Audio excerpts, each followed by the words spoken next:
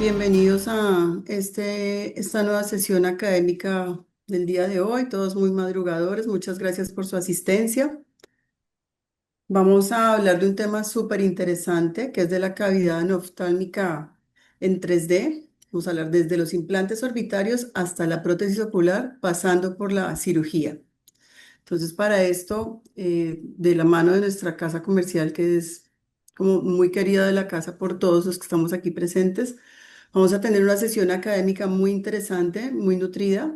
Va a estar a cargo de la doctora Bárbara Verazátegui, del doctor Solom Serpa y el doctor Grisales. Yo, en nombre de la Asociación Colombiana de Cirugía Plástica Ocular, les doy la bienvenida. Les agradecemos nuevamente por su asistencia.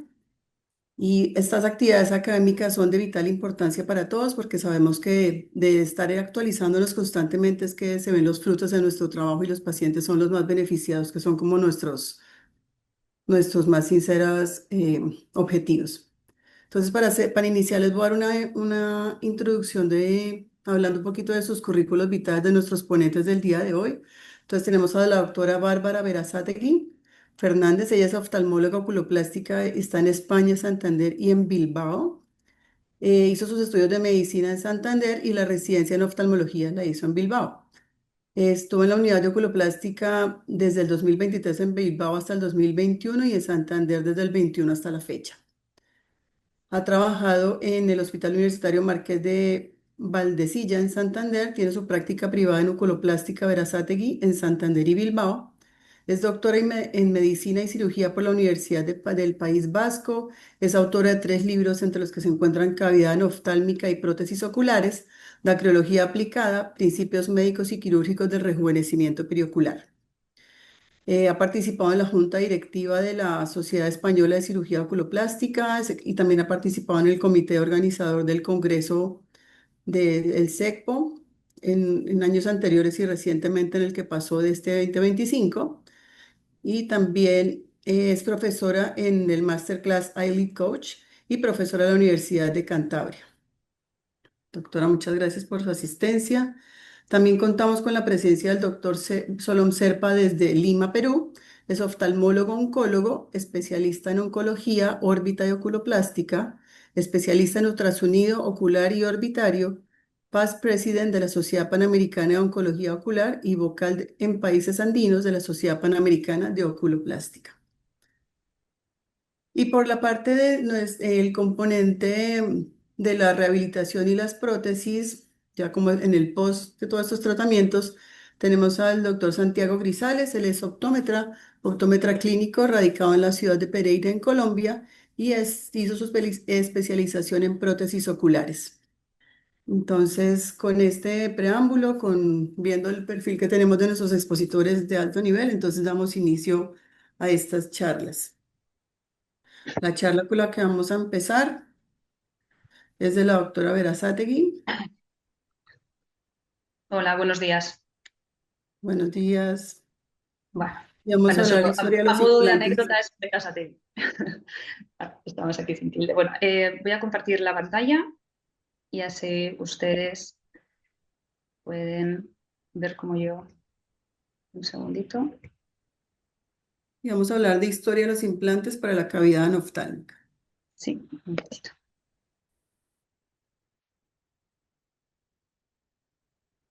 Vale, muy bien. Buenos días a todos aquellos que se conectan desde Latinoamérica y muy buenos días, muy buenas tardes a todos los que se conectan desde España. Pues bueno, cuando Reyes Osés, que es la directora comercial de AJL, me pidió este webinar, pues sin duda acepté desde el primer momento porque la relación que tengo yo con AJL ya es de más de una década y con todo mi cariño, por supuesto que le dije que sí y además lo primero que me vino a la cabeza fue este libro. Este libro fue la primera ponencia oficial de la Sociedad Española de Oculoplástica, lo publicamos en 2016, precisamente AJL fue el laboratorio que lo patrocinó y participaron un montón de oculoplásticos españoles y precisamente tratamos el tema de hoy. Es un libro que es accesible a los socios españoles, pero si alguno de ustedes está interesado, no duden en contactarme a través de Instagram o a través del correo electrónico y con mucho gusto se lo haré llegar. Así que hoy lo que vamos a tratar brevemente, porque esto puede alargarse mucho, es la evolución de los implantes orbitarios hasta el día de hoy, hasta llegar al polietileno poroso. Y tenemos datos arqueológicos ya de la época egipcia, en que ellos utilizaban ojos artificiales para adornar las momias.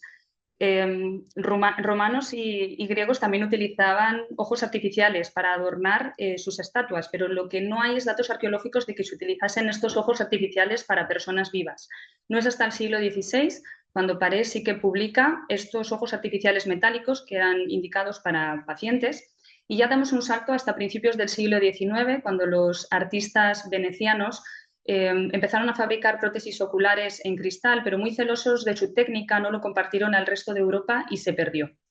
Damos otro salto a finales del siglo XIX. Hay un oftalmólogo inglés llamado Munch que fue el que marcó un hito en la cirugía de visceración que conocemos a día de hoy y fue el primero en sacar al mercado este tipo de implantes orbitarios que pueden ver, que son esferas de cristal huecas y que presentó en distintos tamaños. Y hasta el día de hoy todo ha ido evolucionando en dos aspectos, en el tamaño y en la forma del implante y en el material de estos.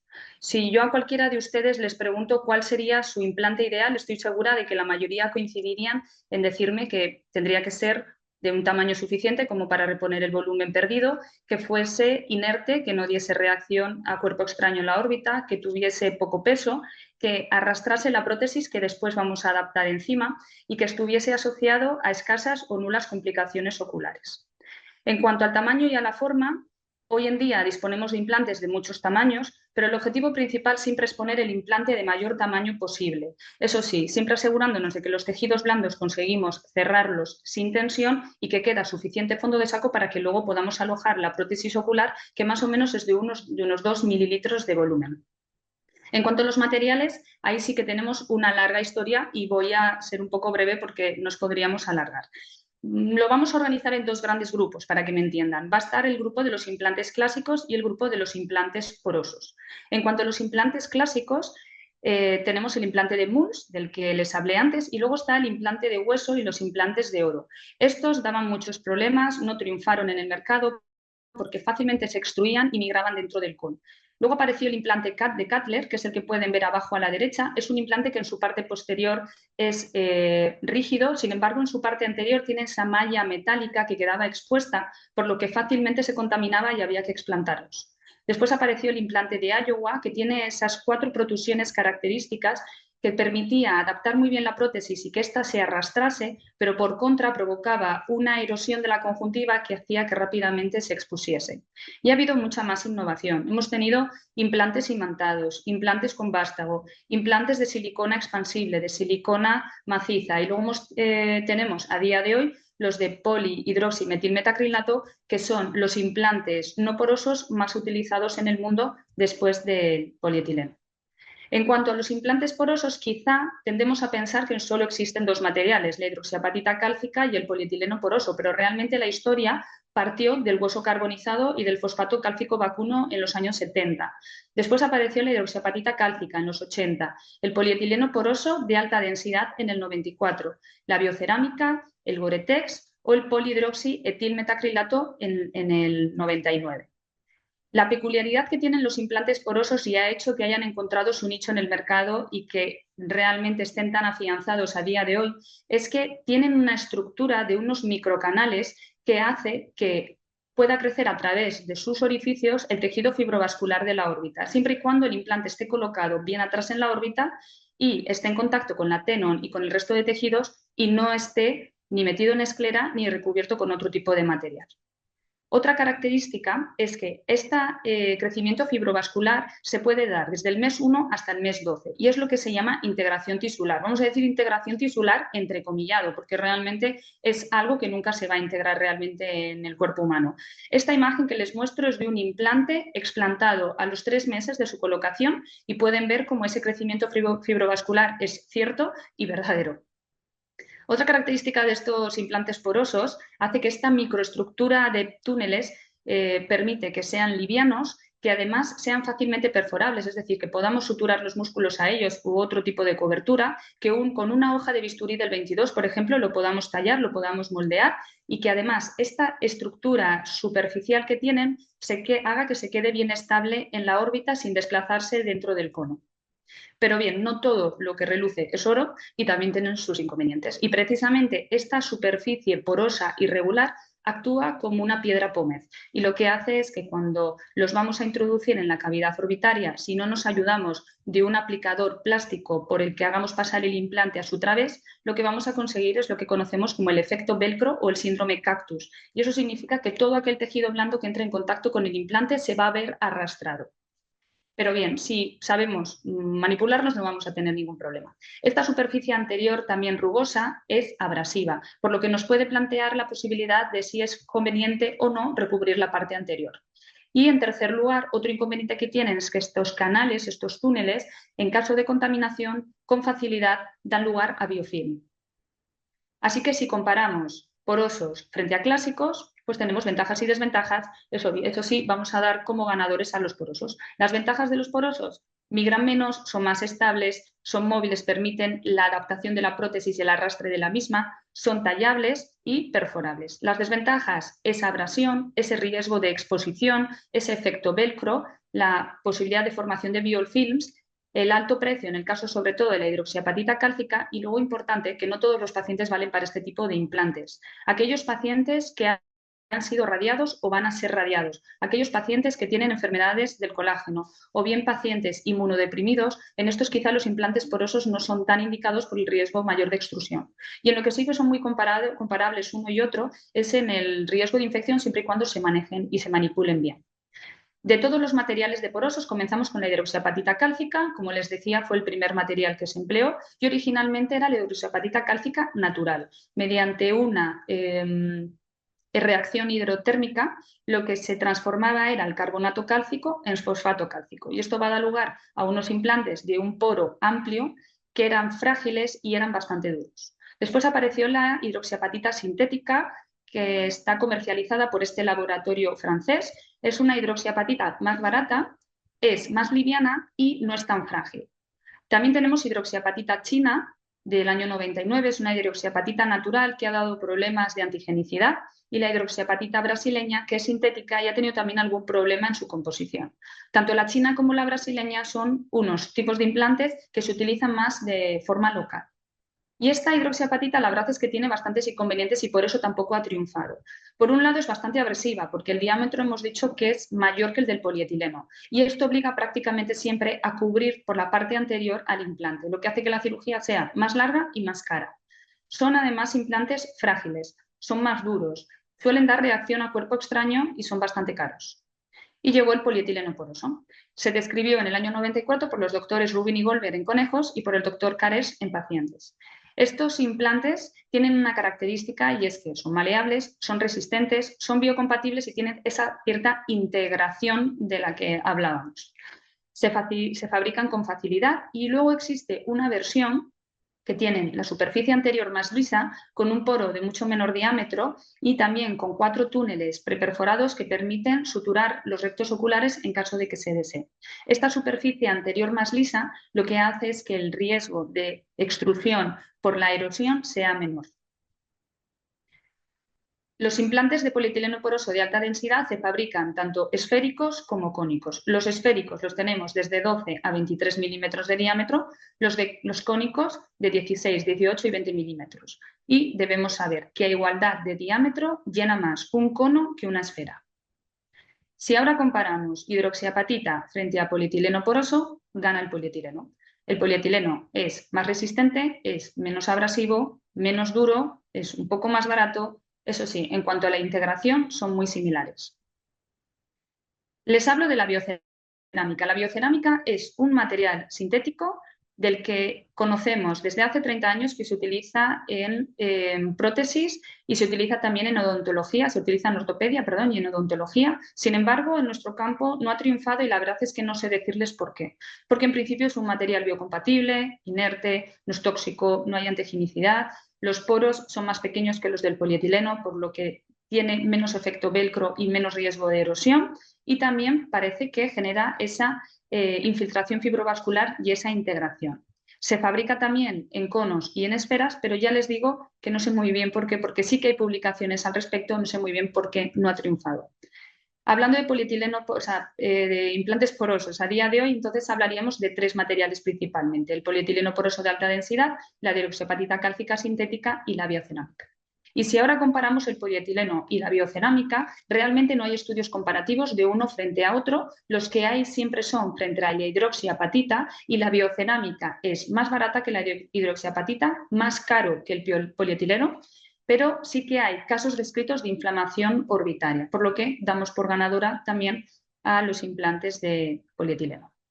Y otros materiales porosos han sido el Gore-Tex. El Gore-Tex se describió en 1998, pero tiene que estar asociado a etilpropileno porque el Gore-Tex por sí mismo es muy difícil de moldear y darle forma esférica.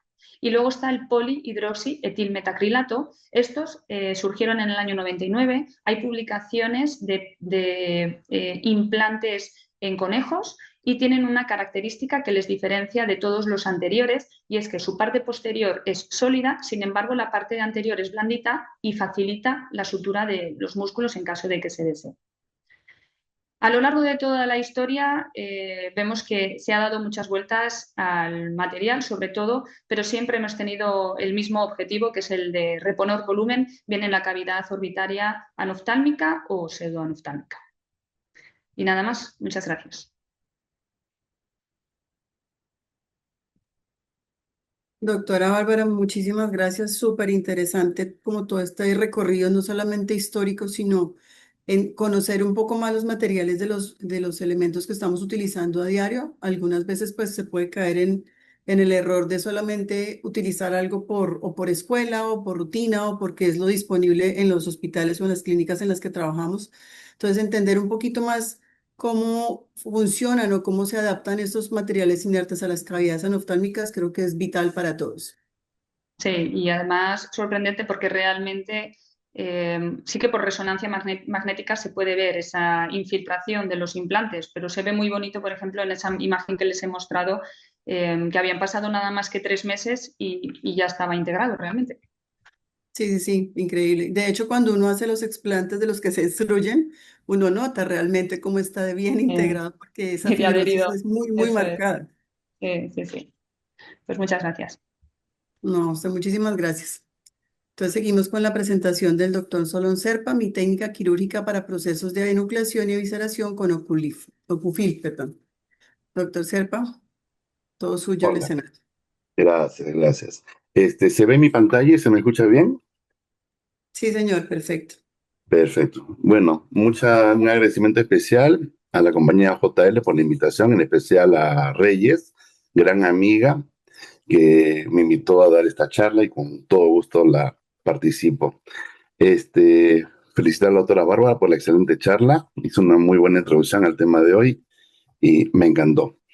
Bueno, como ustedes ya saben, cuando nosotros hablamos de visceración, estamos hablando de una técnica quirúrgica en la cual hay una exéresis de la córnea y de todo el contenido ocular, preservando la esclera. Y en la enucleación se da la exéresis de todo el globo ocular, ¿sí? Seccionando el nervio óptico. Y ambas técnicas quirúrgicas van a contemplar la colocación de un implante, ¿sí? Si es en el caso de visceración, este implante va a ir dentro del lecho escleral y en el caso de enucleación, dentro del espacio intraconal. ¿Cuáles son las indicaciones de una evisceración del globo ocular? Ojo ciego y doloroso, trauma ocular severo, tisis bulbi, endoftalmitis y oftalmia simpática. Contraindicaciones absolutas, tumores intraoculares. Cuando nosotros diagnostiquemos o sospechemos un tumor intraocular, nunca hay que hacer una evisceración porque si se trata de una neoplasia maligna, vamos a diseminar la enfermedad en el lecho orbitario y eso va a traer problemas muy serios para la vida del paciente. Por otro lado, la enucleación del globo ocular tiene las mismas indicaciones de la evisceración, con la diferencia de que es la indicación primaria para esta cirugía es un tumor primario maligno intraocular. ¿Sí? Aquí vemos un caso de retinoblastoma en la figura, en la fotografía superior y un melanoma uveal en la fotografía inferior. También está la indicación en aquellas neoplasias de la superficie ocular, como por ejemplo en el carcinoma epidermoide, en el cual vamos a realizar una enucleación ampliada a la conjuntiva. También en casos de tumores del nervio óptico, como por ejemplo en el caso de glioma del nervio óptico o de meningioma del nervio óptico, cuando estos tumores ya se acercan al canal óptico y a futuro podrían invadir el lecho intracraneal, está indicada la enucleación del globo ocular ampliada a este tumor de nervio óptico. Y hay algunas indicaciones especiales también de enucleación, como son la enfermedad de Coats, el glaucoma congénito y el glaucoma no vascular. ¿Y por qué tiene una indicación especial de enucleación?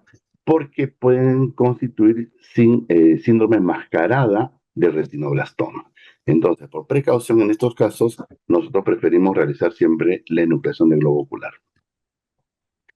Yo le voy a hablar acerca de mi experiencia de enucleación del globo ocular, de la enucleación del globo ocular y el uso de implantes orbitarios en esta técnica quirúrgica.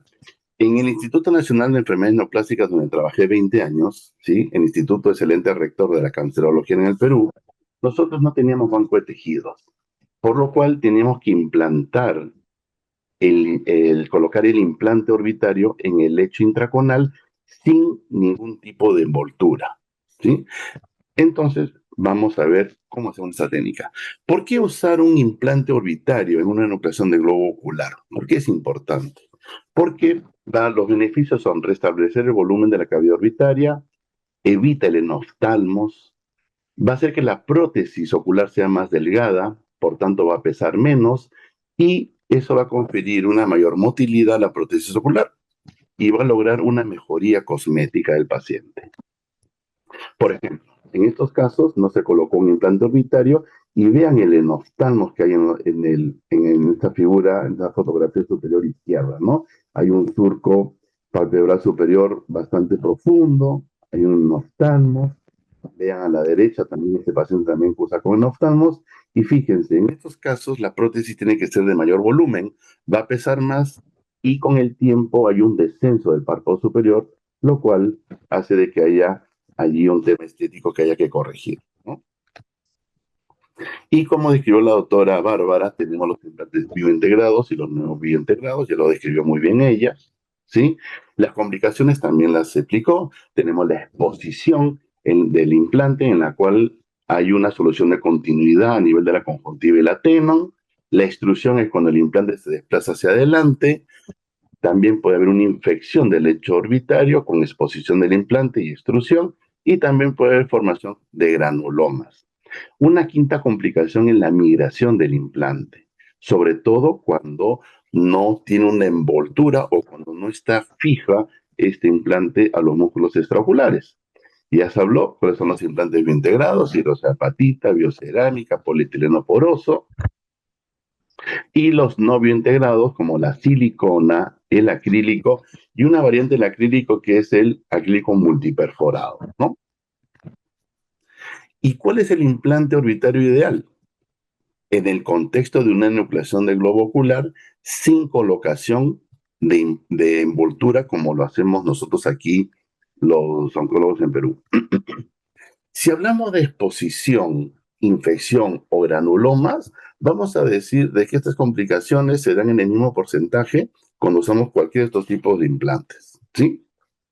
Pero si hablamos de migración del implante en una enucleación del globo ocular, cuando no usas una envoltura, pues los de silicona y los de acrílico tienen una migración aproximadamente del 40%. Y en esos casos tienes que retirar el implante y posteriormente, en el mismo acto quirúrgico o posteriormente, dependiendo del caso, hacer un implante secundario o una colocación secundaria de implante, ¿sí?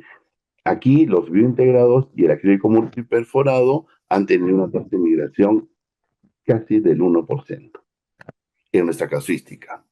Entonces, en esta técnica, ¿cuál ha sido el beneficio? ¿Cuál es el beneficio de colocar un implante biointegrado en este contexto en el cual se coloca un implante sin envoltura? En comparación a los no biointegrados, es que hay una mejor movilidad de la prótesis ocular, menor incidencia de migración del implante y de extrusión, el peso es relativamente más ligero, por lo cual reduce la presión sobre los párpados inferiores y evita este descenso del párpado. También hay una menor tasa de infección y algo que es muy importante para mí, es que los implantes biointegrados tienen registro sanitario del Ministerio de Salud. Actualmente, por cuestiones médico-legales, es un punto que para mí es importante y calculo que en los últimos 8 años eh, solamente coloco implantes orbitales biointegrados por ese punto, ¿no? El tener registro sanitario del Ministerio. En el Instituto Nacional de Enfermedades Neoplásicas, en el periodo del 2002 al 2021, realizamos 562 enucleaciones por diagnóstico de cáncer, en el cual la enucleación constituyó el 88%, una enucleación ampliada conjuntiva por tumor conjuntival casi el 2%, evisceraciones 0.5% e implantes secundarios casi un 10%. Hemos probado diferentes tipos de implantes a lo largo de estos 20 años. Hemos usado acrílico, hueso humano, hidroxiapatita, biocerámica, tanto natural como sintética. Perdón, hidroxiapatita natural o sintética, biocerámica, acrílico multiperforado y polietileno poroso. Es el implante que estamos usando desde hace 8 años. Y en este contexto de nucleación del globo ocular, para nosotros, ¿cuál es el implante ideal? ¿Sí? Si hablamos de implantes, los implantes biointegrados, ¿sí? Todos funcionan igual si tomamos en cuenta las complicaciones de infección, exposición, extrusión. Tal como dice la literatura, hemos tenido aproximadamente 4% de estas complicaciones usando este tipo de implantes. El problema que hemos tenido con hidroxapatita es que es caro, ¿sí? Aproximadamente un 70% de costo por encima del polietileno poroso. La biocerámica también es cara en el Perú. Ya en los últimos 2 años hemos dejado de tener biocerámica aquí, pero era cara. Y con el acrílico multiperforado, el problema que yo veo es que si bien ha funcionado bien, es que no tiene registro sanitario, porque se lo obtiene a través de un trabajo artesanal de protecistas, por lo cual lo hemos dejado, no fue bien, pero por ese motivo legal lo hemos dejado de utilizar. Y entonces el polietileno poroso es el implante que venimos usando desde hace 8 años, nos ha ido bastante bien. El costo es bastante adecuado para los pacientes con respecto a hidroxapatita y a biocerámica, y tal como describió la autora Bárbara, tiene ciertas ventajas este implante. En el caso de cirugía de nucleación, es que la superficie anterior es lisa, por lo cual hay menos riesgo de exposición de implante, y tiene estos 4 agujeritos que están interconectados para que si tú deseas fijar los músculos extraoculares al implante de una manera más segura, puedes utilizarlos para que pases unas suturas de bicril a través de estos agujeritos y puedas suturar ahí los músculos extraoculares.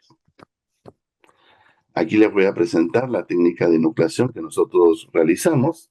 Realizamos una peritomía en 360 grados, luego procedemos a individualizar los 4 músculos rectos, los reparamos con bicril 5 ceros y seccionamos a unos 3 milímetros de su inserción en la esclerótica.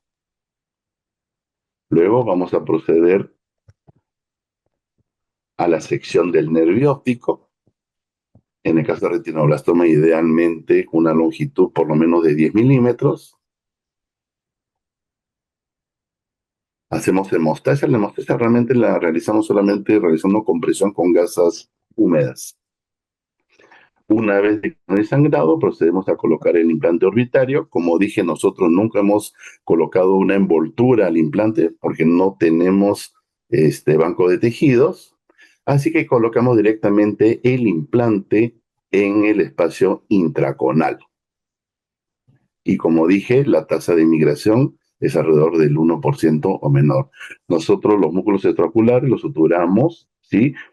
Teniendo muñón con muñón una distancia aproximadamente de 14 milímetros, lo cual hace que el implante se quede un poquito más adelante y con eso logramos que la prótesis ocular sea más delgada, ¿no?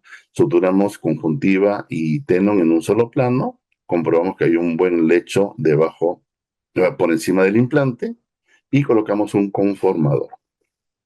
Y a los 45 días lo enviamos al protesista para que pueda realizar la prótesis ocular. En el caso de evisceración del globo ocular, como el implante va dentro de la esclerótica, probablemente no haya diferencia si utilizas un implante biointegrado versus un no biointegrado, como sea silicona o acrílico, ¿sí?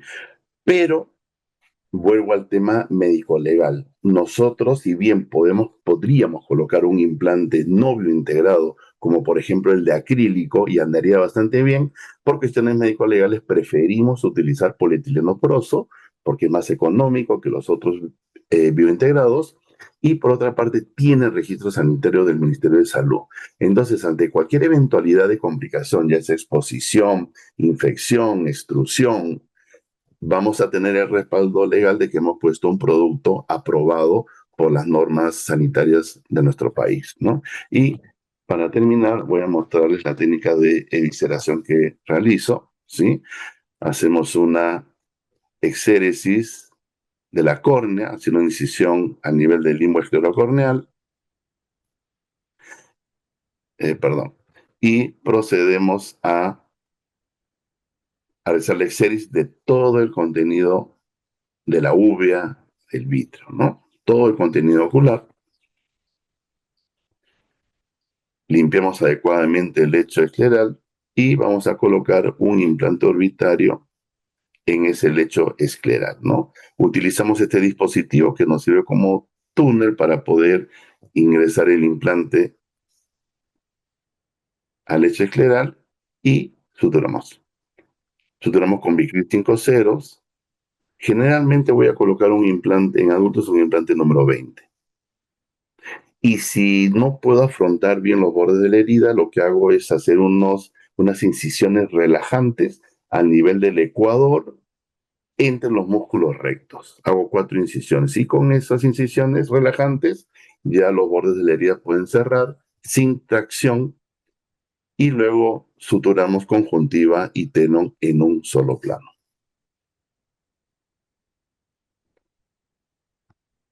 Así que en conclusión, para la técnica que solemos realizar nosotros, utilizamos los implantes. En el caso de cirugía de nucleación, colocamos implantes biointegrados, desde hace 8 años polietileno poroso, sin envoltura en nucleación. Y el hecho de que sean de superficie porosa hace de que prácticamente no haya migración en el espacio orbitario. Muchas gracias. Muchas gracias, doctor Solón. Súper interesante su charla, como siempre. Y es muy importante, ya que estamos aquí reunidos, tanto oculoplásticos como también estudiantes en formación, de las cosas importantes que tienen que rescatar de esta charla es cómo hacer una buena técnica quirúrgica y cómo eso también va a marcar la diferencia. Podemos tener implantes muy buenos o en sitios donde haya poco recurso, poca disponibilidad, un implante de un poco menor calidad, como ya lo hemos visto a lo largo de estas dos charlas, pero el hecho de que tengamos una técnica quirúrgica, y se lo reitero siempre aquí a mis estudiantes de oftalmología y de oculoplástica, los fellows, y es que es importante respetar los tejidos, tener una cirugía muy limpia, con menos trauma y sobre todo tener tejidos que se afronten sin tensión, porque de los factores que realmente influyen en la migración de los implantes, lo que se ha visto y también lo vemos como por la experiencia de nuestra actividad diaria es que si no respetamos esos planos de tejidos, esos planos quirúrgicos, si hacemos heridas a tensión, pues es un cuerpo extraño finalmente que el cuerpo va a tender a rechazar. Eso es un tema muy álgido en cuanto a la parte psicológica de los pacientes, alguien que viene y que desafortunadamente tendríamos que darle esta noticia de que tiene que perder su ojo de alguna otra forma, bien sea por una evisceración, por un trauma, por un glaucoma, por alguna enfermedad de estas que comprometen la integridad del ojito y sobre todo también las personas con temas oncológicos, pues es como cierta empatía que tenemos que tener con estos pacientes porque vamos a ayudarles a cambiar su vida, a volverse a integrar. De ahí que lo que nombraba el doctor Serpa al comienzo de la presentación es buscar que no tengamos un síndrome de una cavidad oftálmica donde tenemos unos surcos muy deprimidos, un enoftalmos. Y esto también pues es un camino que le hacemos y le generamos al ocularista o al protesista para que nos termine esta parte como este ensamble completo de la rehabilitación de la cavidad oftálmica. Entonces, en ese orden de ideas, seguimos con nuestra siguiente, con la charla, la presentación del doctor Santiago Grisales, que nos va a hablar todo lo referente a las prótesis oculares. Muy buenos días, doctora Ángela. Agradecerle por darme paso a la presentación. Doctora Bárbara y doctor Solón, muchas gracias por la introducción a este tema tan apasionante, porque ya finalmente es el proceso final donde influimos nosotros como protecistas y llegamos donde un paciente que en muchas situaciones está afectado psicológicamente y pues su tema estético es algo muy importante donde entramos nosotros a ayudarlo también a solucionar y de trabajar pues multidisciplinariamente con estos pacientes para obtener un muy buen resultado.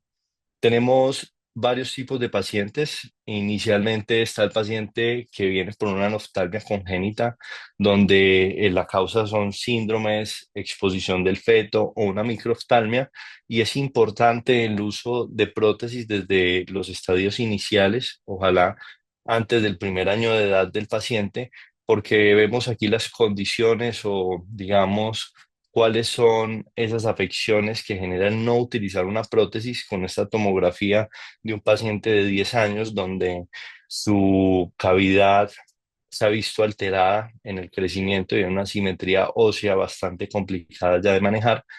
Por ello, tenemos un protocolo de adaptación en pacientes pediátricos donde vamos haciendo una progresión en tamaños, lo ideal es irlo cambiando cada semana y así permitir una mejor adaptación y hacer un crecimiento conjunto de toda la cavidad anoftálmica del paciente.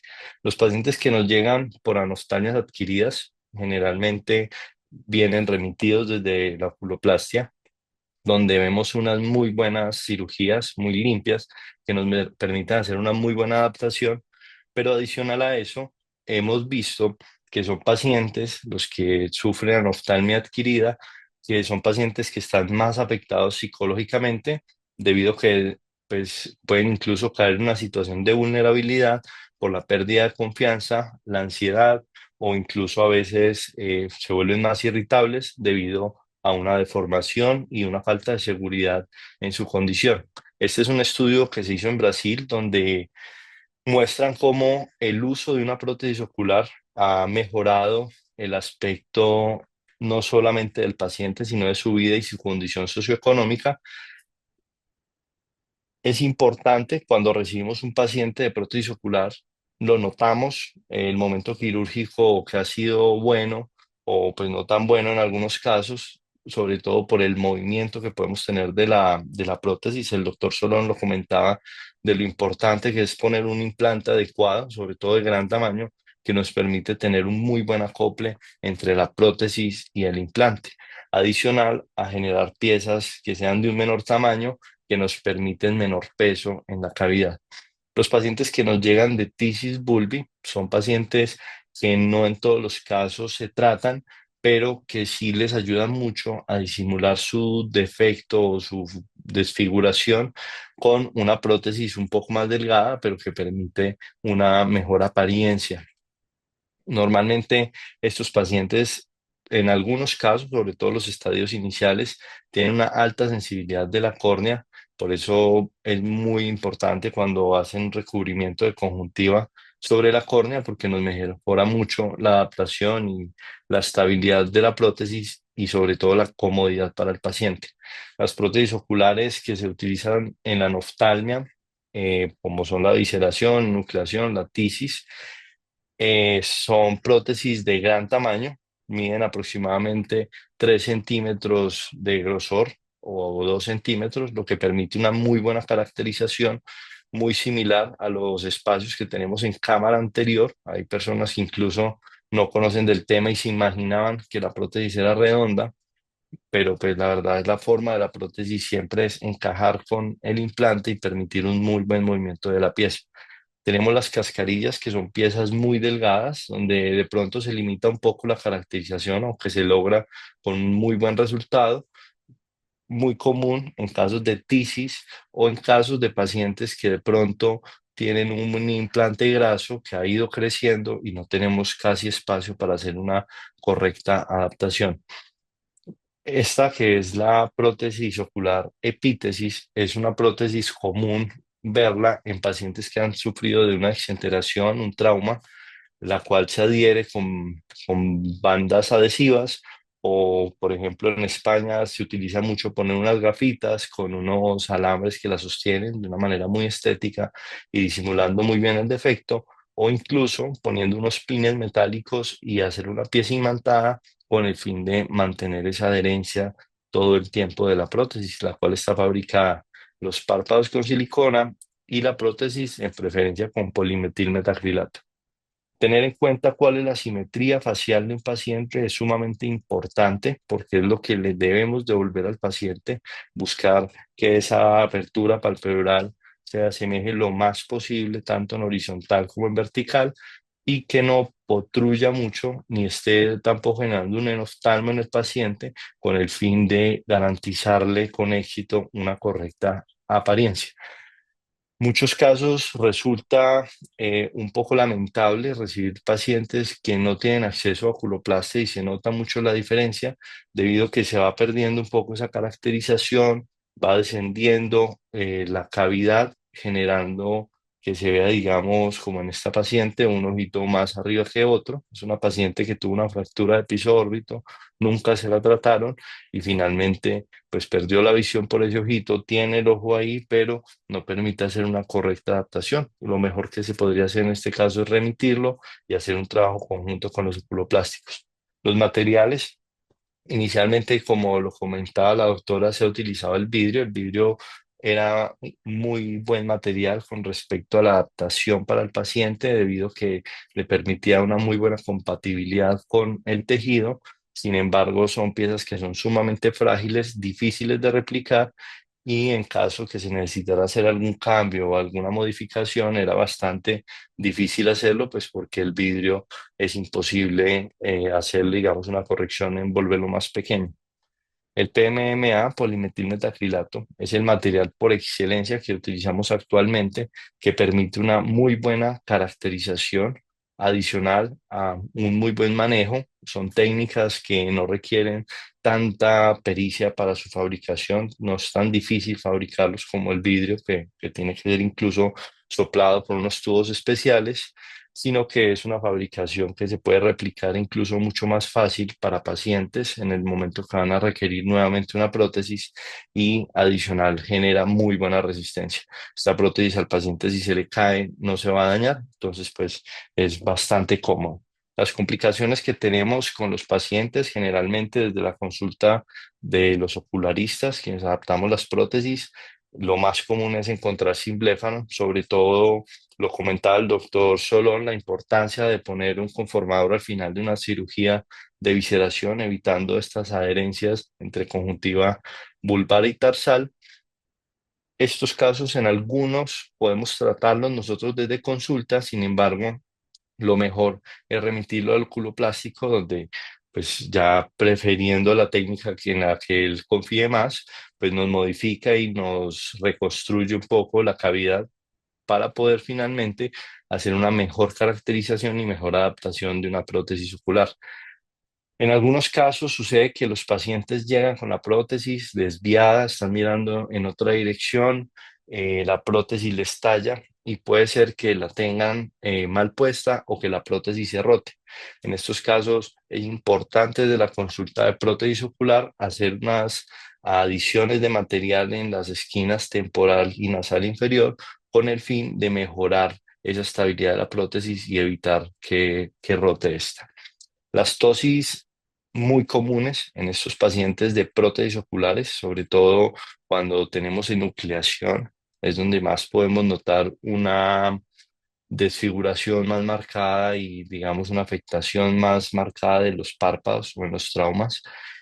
Y nosotros desde las prótesis podemos hacer un manejo, haciendo una prótesis de pronto un poco más grande, sin exagerar, digamos, su exclusión de la cavidad, pero también generando mayor recorrido con el fin de que el párpado se, digamos, recorra más y pueda llegar unos pocos milímetros más arriba, digamos, de donde estaba llegando, como por ejemplo en este antes y después de una paciente que venía utilizando prótesis oculares.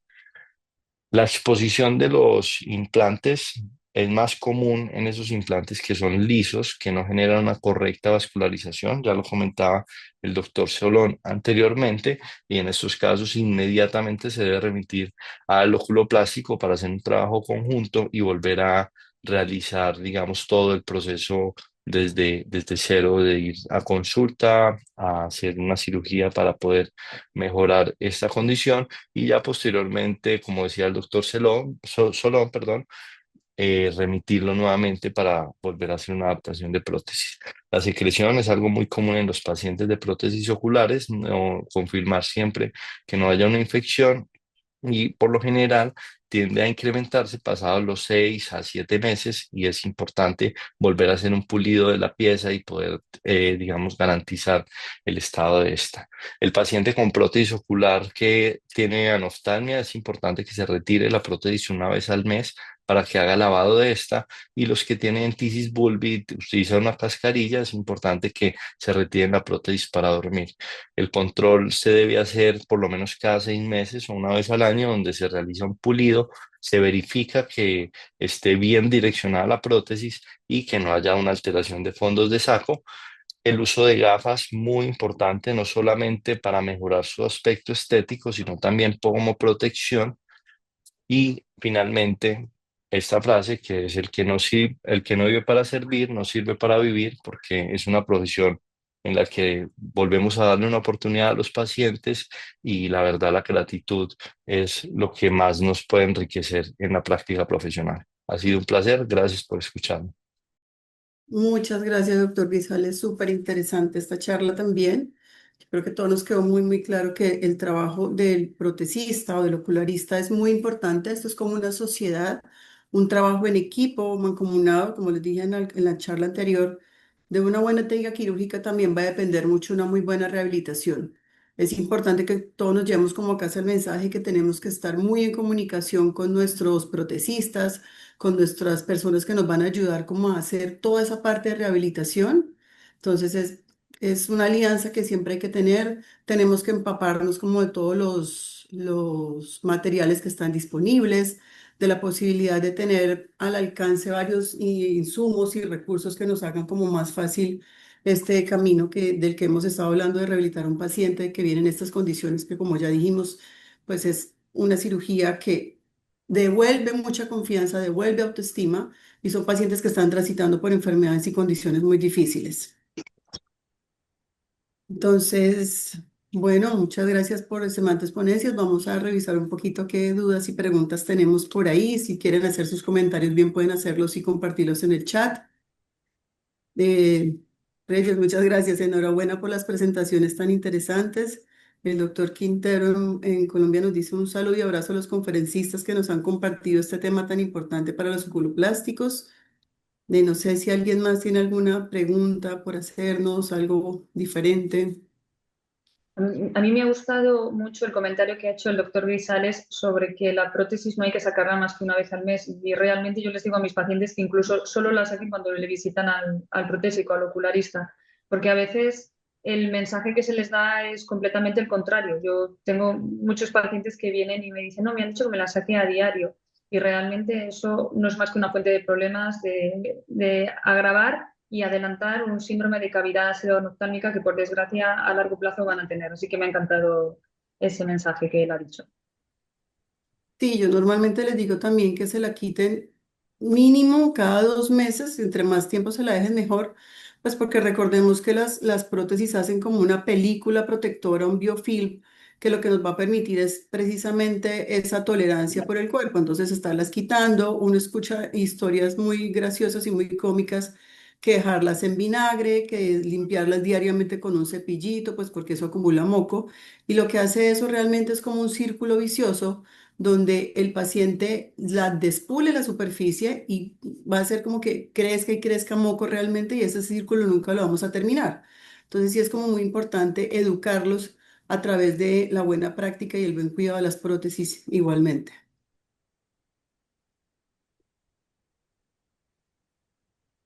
Perfecto, gracias. Sí, la verdad es que es muy importante esto en los pacientes y ellos creen por lógica que el estarla retirando y lavando va a generar un mejor aspecto, pero esa microbiota es muy importante para que el ojo pues se adapte mucho mejor a la prótesis.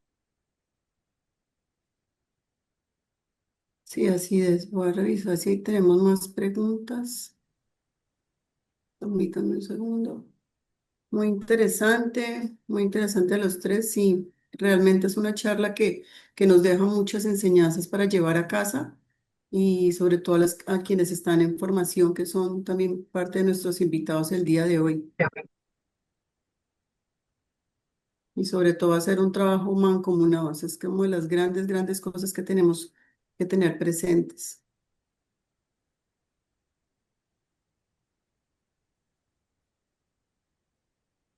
¿Alguna otra pregunta? Ah, bueno, aquí hay una pregunta del doctor Quintero. Un comentario, la exposición se presenta con cualquier implante. Es muy importante retirar la prótesis y valorar a la lámpara hendidura a la superficie posterior. Sí, otra cosa importante, eso es un comentario absolutamente importante, que siempre tenemos que retirar la prótesis, siempre tenemos que mirar la integridad de los fondos de saco, la continuidad de la conjuntiva, de todos los tejidos que tenemos como en la parte anterior y velar como porque todo como esté muy íntegro y sobre todo garantizarle mucha humedad a la cavidad. Entonces hay que ser muy enfáticos en que los pacientes tienen que tener su lubricante permanente. Sabemos que con las técnicas quirúrgicas y con todo el proceso que han tenido, tanto inflamatorio como de propio de la enfermedad, pues parte de esas células caliciformes de la superficie se van a ver alteradas. Y si a eso adicionalmente le ponemos un componente inerte y extraño como una prótesis, más el frote que se puede generar, el roce que aunque es mínimo y una prótesis bien hecha no lo generaría, sí es importante como enfatizarles mucho en el tema de estarse lubricando constantemente. Una pregunta, aprovechando que está Santiago y está ustedes.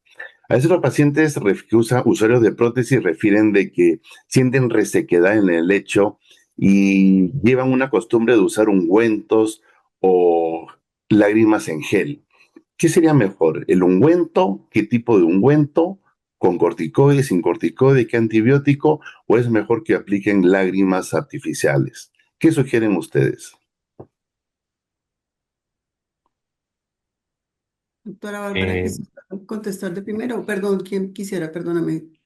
A ver, Santiago, que es el protecista. Ajá.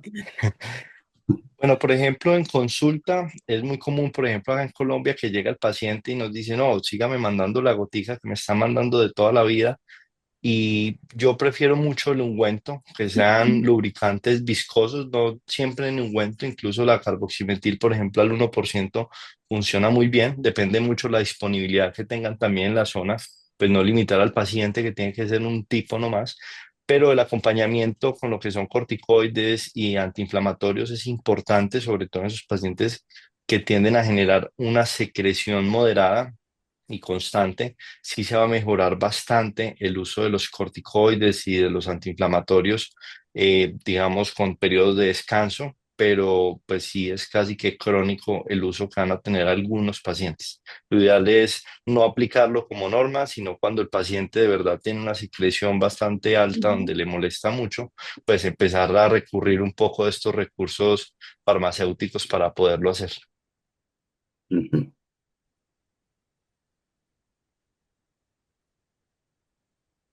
Sí, sobre todo explicarle al paciente que lo que él tiene es moco, porque muchos confunden ese moco del biofilm que se produce con una infección y son usuarios crónicos de medicamentos ¿qué? Con antiinflamatorios que nos pueden incluso hacer mucha erosión en la conjuntiva. Aquí el doctor Antonio hace como un comentario que él dice que no usar ungüentos, no indicar ungüentos, y nos explica el por qué. Porque el ungüento en disposiciones penetra y se acumula atrás en el implante. Ujú. Y hay un comentario del doctor Víctor George que dice, ¿algún beneficio en preservar córnea en evisceración? ¿Alguna experiencia? Yo no tengo experiencia de preservar la córnea. Sí he visto la técnica, pero no suelo hacerlo. Realmente hago muy pocas evisceraciones. No. De hecho, en mi caso, por ejemplo, una cosa que sí que me ha llamado la atención, pero bueno, es muy bonito compartir en estas reuniones el distinto proceder de los demás. En mi caso, y creo que es algo como lo habitual en España, la esclera la solemos dividir. Yo en mi caso la divido en dos mitades de manera que eso me permite colocar un implante de mayor tamaño y en caso de que la esclera tenga cualquier problema o sea un ojito más pequeño, al cortarla en las dos mitades y anteriorizarla por delante del implante, eso me permite colocar un implante más grande y más atrás. Ujú. Sí, le da más amplitud La al córnea, cono. desde luego, que la desecho en el 100% de los casos. Ujú. Sí, señora, yo también siempre quito la córnea, siempre. Y una cosa que dijo el doctor en su charla, el doctor Solón, es que hace como unas esclerotomías posteriores en la parte posterior de la incisión, porque hacemos unas relajantes como por técnica quirúrgica anteriores, pero si uno intenta y a veces la esclera empieza a ser un poco más angosta en la parte posterior, entonces vale la pena hacer retroecuatoriales, unas incisiones que nos permitan como abrir ese espacio allá adentro en el cono y hacer lo que dice la doctora Bárbara, que el implante pueda caber mucho más atrás. Eso es. Ujú. Se pega completamente del nervio óptico y se divide la esclera en 2 o 4 mitades, o sea, 4 cuartos. Ujú. Sí, nosotros aquí por escuela hacemos una esclerotomía posterior en 360 grados, entonces eso también nos amplía el espacio en el cono Mm. ocular. Y preservar también siempre en cualquiera de las dos técnicas los músculos, en la mayoría que se pueda, pues hay traumas que no se puede, pero sí es muy importante preservar los músculos, anclarlos, dejarlos en su sitio para que pueda tener buen movimiento el muñón de la evisceración o de la esclera o del tejido, o cuando implantamos los músculos directamente en el implante. Entonces sí es importante eso porque eso nos va a transmitir un buen movimiento del muñón, nos transmite muy buen movimiento también de la prótesis. Van Eso como es. muy de la mano. Así es. El doctor Sergio Luján nos cuenta, en una exposición de prótesis con mucha secreción o infección, ¿se prefiere hacer el recambio en una sola cirugía o en dos tiempos? Ujú. ¿Quién responde? ¿Los dos? A ver, Venga, yo lo que en mi suelo hacer caso. es, Ah, perdón, que hable solo. a ver, yo comienzo. Yo cuando tengo un paciente con esas características, lo que hago es usar antibióticos tópicos en gotas y antibiótico sistémico, ¿sí? Vía oral. Y voy revaluando al paciente. Si veo de que no, definitivamente ya el implante está infectado y hay una infección ya orbitaria en curso, yo prefiero retirar el implante y no coloco un implante en la misma cirugía. Voy a diferir por lo menos 6 meses que se enfríe todo ese proceso inflamatorio posquirúrgico y planteo hacer un implante secundario. Doctora Bárbara. En mi caso, sí, a ver, implante expuesto, decimos que implante expuesto es implante contaminado. Entonces, si la exposición es pequeña, sí que se puede intentar hacer un flap de avanzamiento de conjuntiva que creo sinceramente que no llegan a funcionar. La siguiente opción, si no hay claros signos de infección, sí que intento un injerto dermograso. Y si no, si no hay signos de infección y lo que hay es una exposición, muchas veces pongo explanto e implanto y coincido con Solón. Si hay signos de infección, lo hago en 2 tiempos también. Sí, de acuerdo. Ante todo, controlar todo ese proceso inflamatorio infeccioso y poder llegar a una cavidad mucho más en frío por todo. Sí, pero si es una exposición pequeña y no hay una infección clara, lo hago en tiempo. Sí, y una alternativa ya para los implantes secundarios, pues es en donde se tenga la disponibilidad de banco de tejidos, pues utilizar una esclera preservada para hacer un implante secundario recubierto. Pero pues ya sabemos con la charla que nos dio el doctor Solo que la alternativa también está en ponerlo sin recubrir. Sí, por supuesto. Y bien atrás y bien recubierto, vamos, la experiencia que nosotros tenemos, hicimos una revisión de casi 200 casos de nucleación y las tasas de exposición eran muy bajas, siempre y cuando la técnica se haga también, como ha explicado el doctor Serpa. Y yo creo que por aquí una última pregunta de la doctora Cecilia Rodríguez. En su experiencia, ¿siguen utilizando alcohol o peróxido de hidrógeno para desnaturalizar algún resto? Yo no. Yo tampoco. Nunca lo he utilizado, no. No. Hay que hacer un buen curetaje y resección de la uvea para evitar pues la oftalmía simpática que todos conocemos. Y yo creo que esa es como la clave. Sí. Incluso aprovecharse yo, aparte de la cureta, luego meto también la gasa y como la gasa es abrasiva, pues también me sirve para arrastrar los restos de coroides. pero Sí, no me o utilizo ni agua oxigenada ni alcohol. agua oxigenada, sí, señora. El agua oxigenada, mientras uno hace hemostasis, eso también está ahí como Sí. tratando de retirar también todos esos restos uveales. Y del doctor Quintero, una pregunta para el doctor Solón. Si tuvieras clera de banco de ojos disponible, ¿cubrirías con implante? Como nunca hemos tenido banco de tejidos, hemos colocado siempre el implante desnudo en el espacio intraconal. Con los implantes lisos de acrílico, el 40% migraban, salían del espacio intraconal. Pero cuando colocábamos biointegrados desnudos, sin envoltura, la tasa de inmigración realmente son en 23 años, han sido demasiado escasas. Por lo cual, después de esta experiencia, no utilizaría envoltura en el caso de nosotros. Gracias, Antonio, mi querido amigo, por la pregunta. Muy interesante. No lo haría. Nos va tan bien que no lo haría.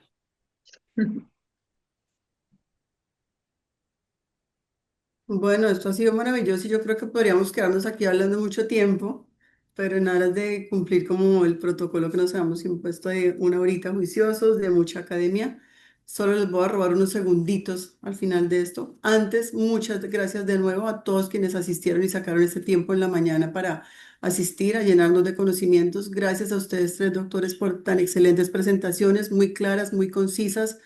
Nos llevamos todos muchos mensajes para la casa para ponerlos en práctica en nuestra actividad médica diaria. Y gracias a JL por crear estos espacios académicos que son súper importantes, donde nos actualizamos, donde compartimos conocimientos y hacemos como estas alianzas estratégicas entre diferentes especialidades. Entonces, muchas gracias a todos, en verdad. Y estos segunditos me los robo para hacerles una invitación de parte de la Asociación Colombiana de Cirugía Plástica Ocular a nuestro noveno congreso, que es un congreso bienal que hacemos. Este año lo vamos a hacer en la ciudad de Bucaramanga en un hotel súper lindo, se llama el Hotel Punta Diamante, va a ser en agosto 7 al 9, 7 es un jueves, para nosotros en Colombia ese es un jueves festivo, pero jueves, viernes y sábado, y después pues terminaremos hay que conocer Santander que tiene cosas muy lindas, tiene por ejemplo el Cañón del Chicamocha que es un emblema colombiano muy importante, y vamos a contar con estos tres invitados súper de lujo, entonces por eso les dije que este webinar iba a ser como un abrebocas para nuestro congreso, vamos a tener también nuestra sesión de cavidad enoftálmica, vamos a tener muchas actividades en todas las áreas de la oculoplástica. Vamos a contar con el doctor Solón en todo el tema oncológico y de imágenes diagnósticas. La doctora Jocelyn nos va a hablar como muchas cosas de estética, que ella es una top y un referente en este tema. Y el doctor Jorge Ávila, que nos va a llenar de conocimientos también de oculoplástica y sobre todo oculoplástica pediátrica, que a veces es un tema un poquito neurálgico para todos. Muy invitados todos, pueden acercarse a los canales de difusión de la sociedad, tanto en Instagram como en la página web. Entonces los invitamos a lo que necesiten, con mucho gusto también me pueden contactar. Les voy a dejar por aquí mi teléfono por si acaso necesitan algo. Y bueno, muchísimas gracias a todos de nuevo por la asistencia, gracias por los espacios y hasta la próxima oportunidad.